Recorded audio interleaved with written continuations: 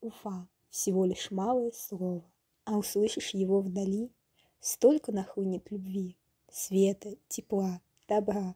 Как хороша Уфа! Бывает, грустишь дороги, поезд уносит вдаль, пальмы виднеются, море, а ты вспоминаешь Урал, вспоминаешь родные горы, виды с отвесных скал, перед глазами ели, родные поля, курай. И каждый цветок тебе дорог, знакома любая тропа, величественные шиханы, холод гордого ручейка. Сквозь песню ритмичного стука о рельсы железных колес я слышу нестройный топот башкирских родных рысаков.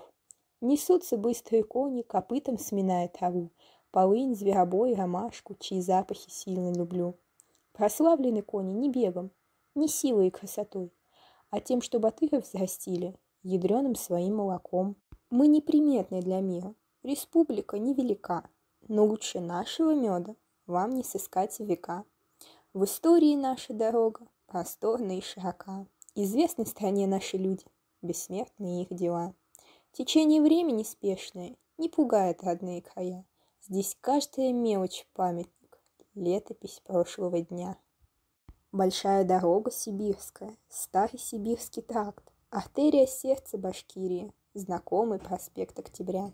От пути, от тропы связующей до дороги трамвайных путей, от названия в честь Маяковского до имени Октября, и то время прошло, ну и чтобы, хрущевок построили ряд, а позже трамваи убрали, машины теперь там галдят.